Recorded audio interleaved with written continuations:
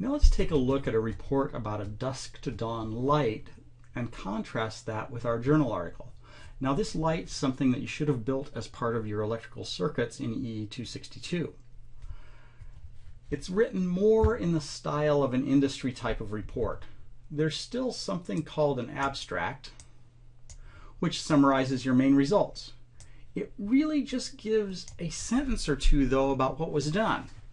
Usually your audience will know what was done. In fact, they're probably the people who assigned the task to you in the first place. So reiterating back to them why this needed to be done is counterproductive and wastes their time. What is in here, though, are your main results. The circuit design's marginal. There's some numbers here. The LED current is 1.9 milliamps when the light level is low and it doesn't put out much light out of the LED. Also, there's a recommendation. You can increase the LED current under dark conditions by changing one of the resistor values to 6.8 kiloohms. This abstract tells your audience pretty much everything that they need to know as far as what you did, what your results were, and what they need to change. They don't need to read anything else. Now, if your report does get into the hands of somebody who doesn't really know what happened, there is an introduction and background section.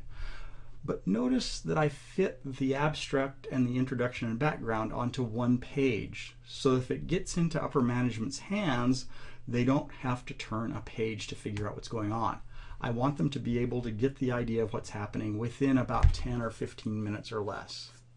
There's a brief description of why we're doing what we're doing. The schematic of the proposed designs given. There's no doubt whatsoever as to what you analyzed. You need to make sure that you let people know what you did, so if there's a miscommunication, it's not your fault. There's a schematic of the circuit. That's all you really need to tell people. The body of the report starts here.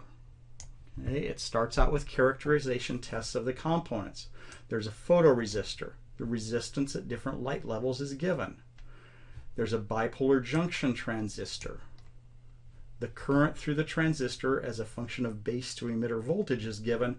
You can very easily see from this figure at about what voltage the BJT turns on. There's a link to the characteristics of the light emitting diode that's being used. The next major subsection is the overall behavior of the circuit. So we've talked about the components. Now we talk about some analysis, some measured results, and how well they agree. Do we understand how this circuit works? Now, after we've established that, we can talk about the modification to the design. The actual values are given for two different resistor values. Finally, there's a longer section on a discussion about what should be changed to make the design better.